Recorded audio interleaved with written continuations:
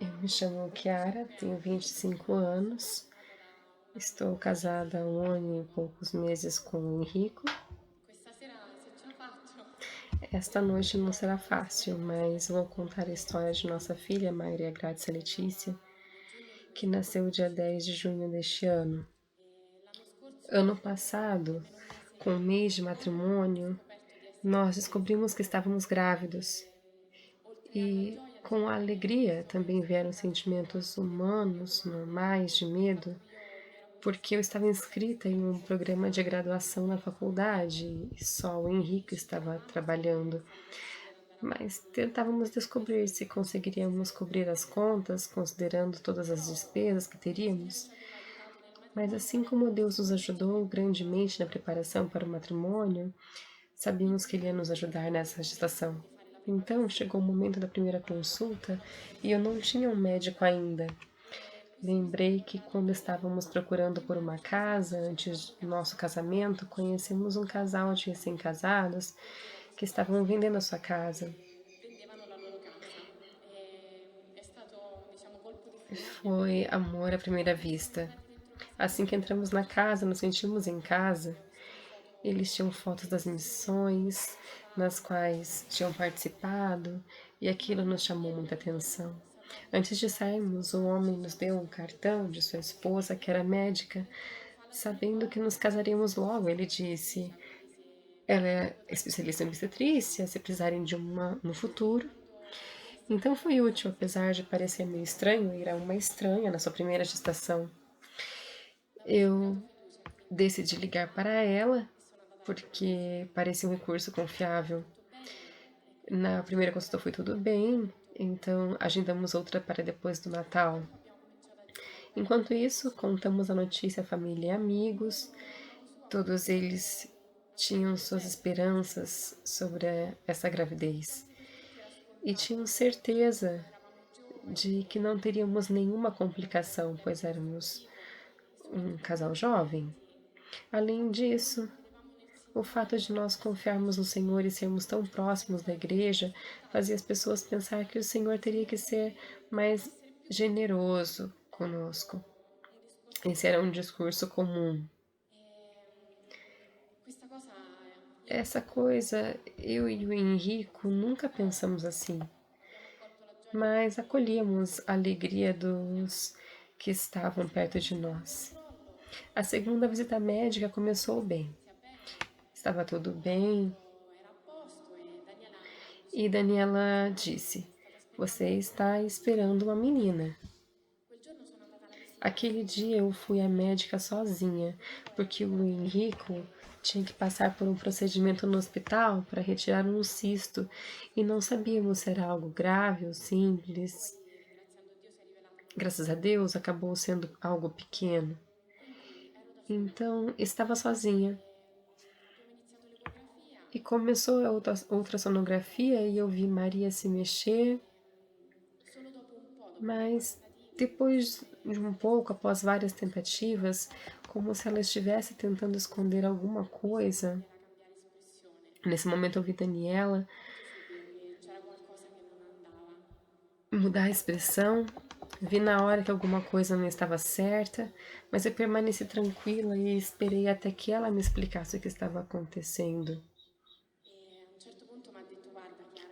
Até que ela disse: escute, Chiara, infelizmente ela é uma malformação grande que não pode ser tratada. Não posso te dizer mais nada efetivamente até que façamos uma ultrassonografia de segundo nível para ver exatamente qual é o problema e se não prejudicou outros órgãos. Eu não sei como descrever meus sentimentos naquela hora, mas comecei a pensar em todas as pessoas que tinham certeza de que teríamos um bebê saudável. Eu sabia que o Senhor tem sempre um plano diferente para nós. Nem sempre é do jeito que achamos. Naquele momento, minha única preocupação era como eu vou contar ao meu marido. Só nos casamos há 1 mês e ninguém gosta de dar má notícia, tanto menos Eu queria dar uma má notícia ao meu marido. Então, fui fazer a segunda ecografia. Dessa vez era tridimensional e em cor. Eu mesma pude ver claramente qual era o problema, sem sombra de dúvida. O crânio era mal formado, apesar dela se mover perfeitamente e parecia até estar chupando o dedo, mas não havia nenhuma esperança para ela. E eu sabia que não iria machucá-la. Queria apoiá-la no seu caminho e não me colocar na frente dela e de sua vida. Então fui para casa e aquela noite eu ia passar no hospital. Então eu tive uma noite bastante dura.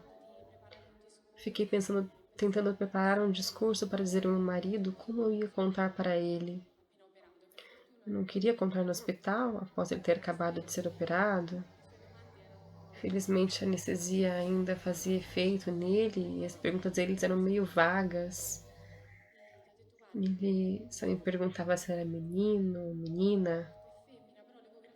Eu disse que ela era uma menina e que a máquina de ecografia estava estragada, que não deu para ver direito, que teríamos que refazer. Antes de ir buscá-la, tive uma noite terrível, e quando amanheceu eu disse: tudo bem, Senhor, vós fizeste tudo isso, mas por que o Senhor não me permitiu pelo menos sofrer com meu marido? Por que o Senhor está me pedindo para contar isso para ele? Naquele momento eu vi um quadro de Nossa Senhora e pensei sobre como o Senhor também deu a ela um filho e pediu que ela anunciasse a mensagem a seu marido. Maria não perguntou a si mesma como vou contar isso a José, que estou grávida. O filho dela não nasceria para ela, ele deveria morrer e ela deveria assisti-lo morrer aos pés da cruz. Isso me fez refletir sobre o fato e eu não poder entender tudo imediatamente. E talvez o Senhor tenha um projeto que efetivamente eu não era capaz de entender. E eu ainda pensei,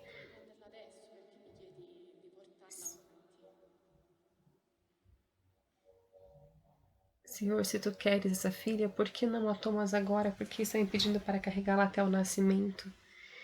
Então veio primeiro o milagre. O momento em que eu contei ao Henrico foi inesquecível. Eu já tinha decidido que iria mantê-la e carregá-la até o fim da gravidez, mas não tinha certeza se meu marido pensaria da mesma forma.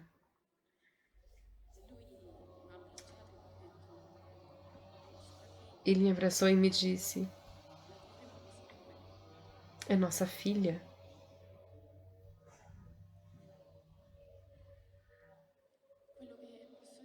E vamos mantê-la, não importa como ela seja. Muitas pessoas que nos conheciam tentavam nos salvar do sofrimento. Elas nos perguntavam: vocês não sabem que o que estão fazendo não é esperado por ninguém? Nem a igreja se expressou a esse respeito. Vocês não estão trazendo ao mundo um filho doente ou com malformações, então vocês estão livres para escolher. Quero contar a vocês, entretanto, que há muita confusão nisso, porque o Senhor coloca a verdade dentro de cada um de nós e não há possibilidade, não há como não compreendê-la.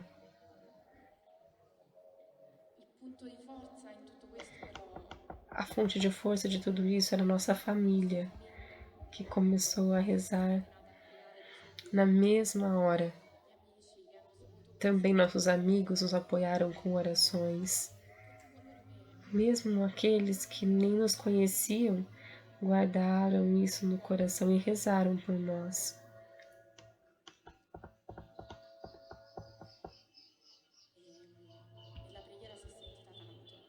E as orações nós sentimos muito, mais do que qualquer outra coisa.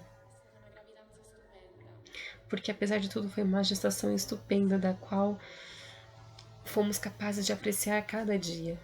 Cada chute de Maria era um presente, e ela realmente se fez ouvir, como se quisesse lembrar a cada dia de que ela estava lá por nós. É verdade o que dizem que um filho dá a vida a uma mãe. Isso foi o que nos aconteceu.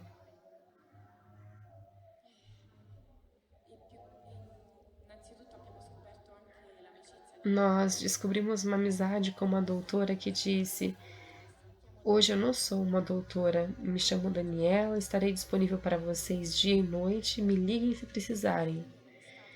O apoio dela não era só médico, mas uma presença de que alguém que te respeita, porque ela nos falou: como médica, não posso dizer a vocês que vai ser fácil, mas como mãe, eu digo que respeito e concordo com sua decisão.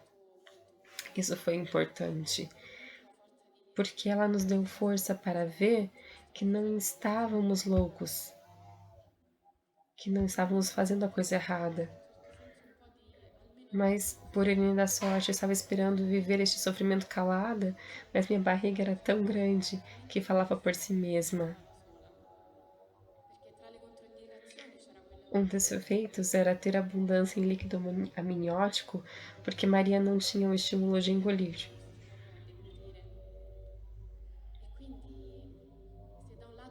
Então, se por um lado a Maria era feliz porque tinha uma piscina olímpica para nadar, eu tinha uma barriga grande o suficiente para testemunhar a grandeza do que estava acontecendo conosco.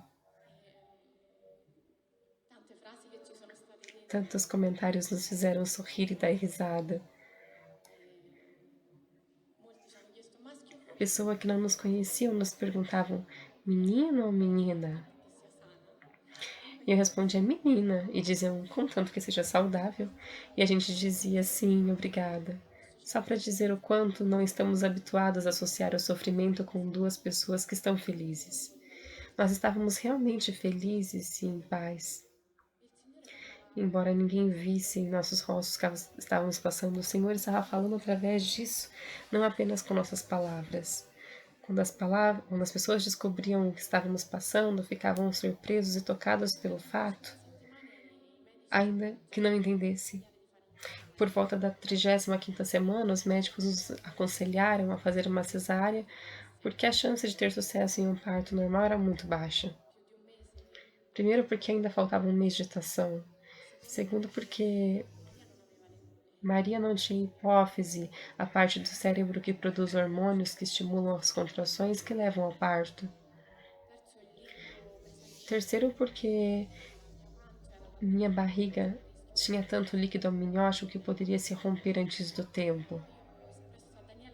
Mas eu expressei a Daniela meu desejo de pelo menos tentar um parto normal. Ela disse: então, se você quer tentar, nós podemos fazer o parto induzido, mas não posso assegurar que funcione, especialmente por ser a primeira gestação. Não é certo de que termine bem. Então, uma semana antes de que Maria estivesse pronta para nascer, foi a última consulta, e quando os médicos e enfermeiras da obstetrícia me viram, decidiram que não iriam esperar mais. Mas a semana de preparação foi difícil. Eu tinha esperado 8 meses para a chegada daquele momento. Rezávamos muito juntos. Não nos sentíamos preparados para esse momento, assim como estávamos preparados para toda essa história. Foi o Senhor que nos levou durante todos os 8 meses de gravidez em paz. Então saímos naquele dia desapontados por ter escolhido o dia do nascimento de nossa filha daquela forma, numa discussão ao redor de uma mesa. Mas, surpreendentemente, naquela mesma noite, as primeiras contrações começaram. Mas eu não dei muita importância, porque achei que fossem apenas contrações de preparação para o parto. De manhã fui ao hospital para uma consulta e uma senhora me perguntou: a senhora teve dores essa semana? Sim, na verdade sim, mas nada fora do normal. Olhou e Daniela falou: essa senhora já está com 6 de dilatação e, se continuar assim, vai dar à luz sozinha. Todos estavam convencidos de que a cesárea seria necessária, mas agora estavam defendendo o parto normal. Então me levaram à sala de parto e disseram que iam romper a minha bolsa e que com isso eu poderia levar algumas horas de dores, que nas primeiras gestações tendem a demorar mais. Mas em torno de 5 minutos a bolsa estava vazia. E eu preciso dizer que tinha mais de 7 litros.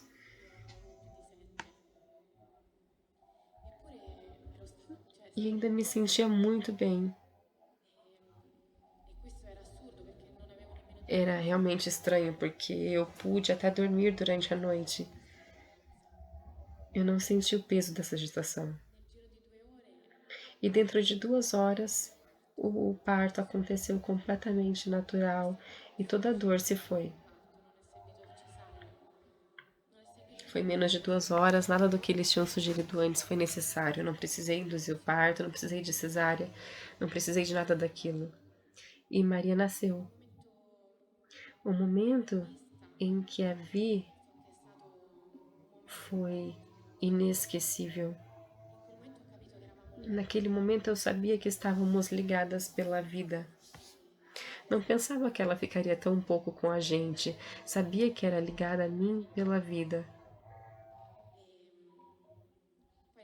Porque era minha filha. Então, saíram com ela e no momento em que Henrico retornou à sala trazendo Maria até mim, foi inesquecível.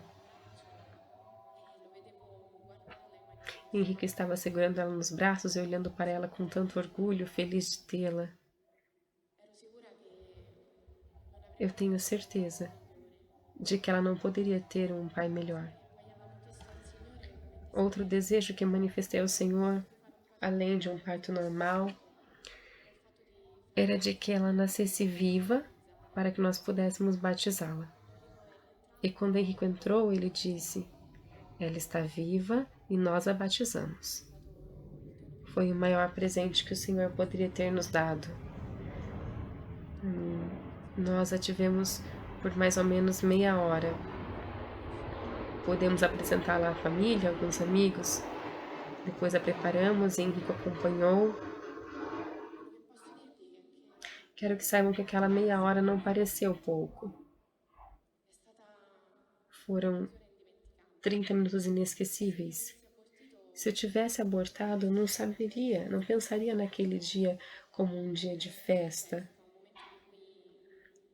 Seria como se tivesse sido liberada de alguma coisa.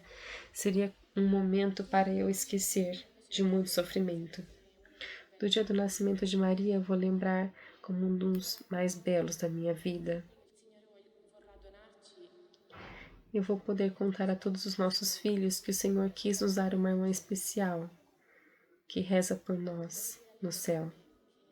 Quero dizer às mães que perderam um filho, que nós somos verdadeiras mães, que o tempo não importa. Se é um mês, 2 meses, poucas horas. O que conta é que vivemos esse dom. E isso não é algo que se possa esquecer.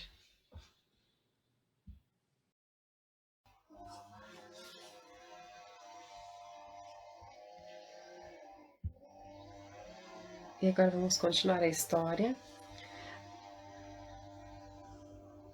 Alguns meses depois, Chiara ficou grávida novamente. Mas, mais uma vez, a alegria da notícia foi perturbada pelo primeiro ultrassom, que não teve resultados positivos. Era um menino que se chamaria Davi, mas que não tinha as pernas. Com o mesmo amor e fé que apoiava-os no seu casamento, o casal decidiu levar a gestação até o fim. Eles confiavam que a chave da vida e da morte estava apenas nas mãos de Deus. Seus amigos lembraram que Henrico lhes falava sobre a alegria de ter um novo filho, ainda que faltassem membros. Mas, infelizmente, por volta do 7º mês, um novo ultrassom descobriu que, apesar de não ter membros, o pequeno Davi tinha malformações severas de órgãos internos. A criança era incompatível com a vida, esse era o veredito.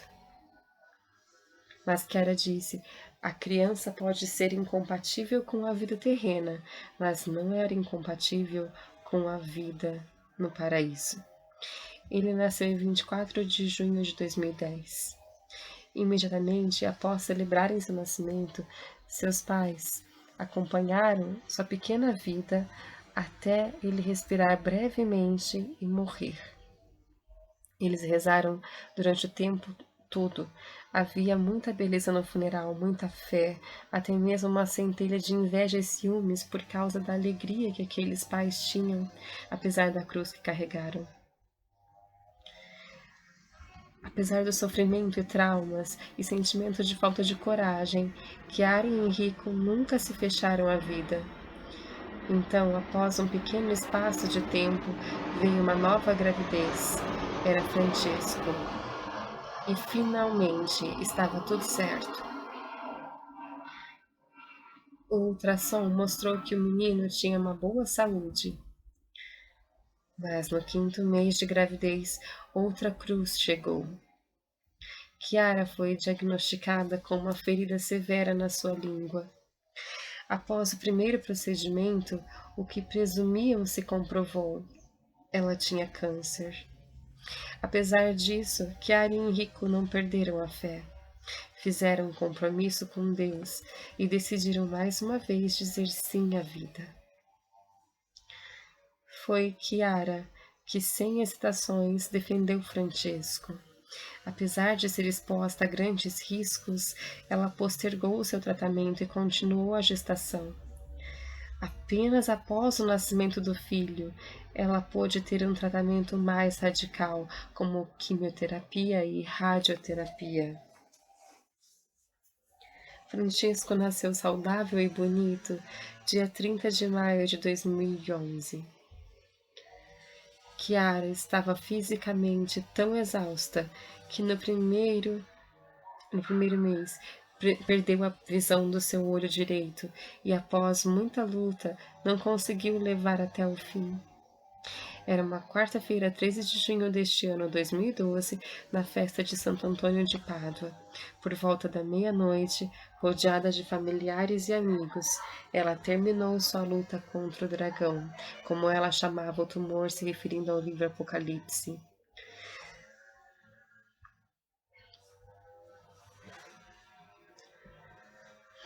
Na carta que ela deixou ao seu filho Francesco, ela diz o seguinte: eu vou para o céu para cuidar de Maria e Davi. Você continua com o seu papai. Vou ficar rezando por você de lá. Chiara pediu que não levassem flores ao seu funeral, mas que sua família desse uma pequena flor a cada participante, cada pessoa naquele funeral, como um símbolo da vida. Assim como sua imagem com a pomba que seu marido lançou para ela. Queridos amigos, esse casal, Chiara e Henrico, testemunham para nós que amor e sacrifício estão sempre juntos. Porque não há amor sem sacrifício, assim como não há rosas sem espinhos. Perfeito amor nos foi revelado por Jesus Cristo, crucificado por nós na cruz, e que nos disse como a cruz deve ser pacientemente carregada, mesmo nos momentos quando parece impossível carregar a cruz. Com Deus e em Deus, tudo é possível. Bem, vocês acabaram de escutar o autorrelato da Chiara Corbella Petrilho e depois a continuação da história que foi contada em Medjugorje, em um festival. Eu fiz a tradução, a dublagem desses 2 vídeos para o português. Eles foram gravados originalmente em italiano, um e o outro em croata, e eu consegui fazer a dublagem por conta de uma versão do inglês. Então eu não domino as línguas originais, por isso fica difícil, eu também não sou profissional, então desculpe qualquer coisa na dublagem. Eu gostaria de contar alguns outros fatos sobre a Chiara que não foram mencionados nos 2 vídeos. Primeiro que Chiara e Henrico namoraram durante 6 anos, mas antes de se casar, mas Chiara nunca havia saído com nenhum outro rapaz antes. Eles se conheceram em Medjugorje, ele estava em uma peregrinação da renovação carismática e ela estava em férias com amigas na Croácia. Houve um momento, já em adiantada doença da Chiara, que o Henrico perguntou, um pouco antes dela partir, se a cruz do Senhor era doce. E ela responde, sim, Henrico, é doce, é muito doce a cruz do Senhor. Em uma entrevista, o Henrico explica que a doçura nesse sentido não significa que ela não sofreu, não é uma projeção do que nós entendemos como doce, mas sim que ela foi muito consolada por Deus. Chiara também afirmou que Deus não pedia grandes coisas, mas sim pequenos passos possíveis na fé. Então, que todos os dias eles davam o seu sim a Deus. E nas dificuldades, o casal sempre rezava: não entendo, mas aceito.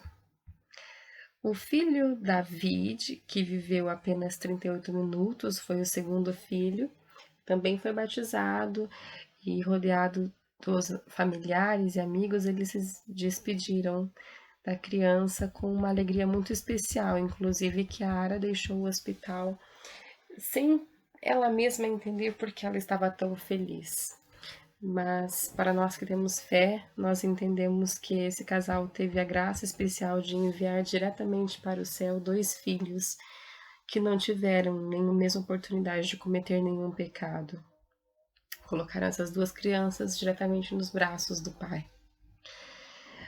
Henrico tocou e cantou durante o funeral de Chiara músicas do casamento dos dois. Existe no YouTube.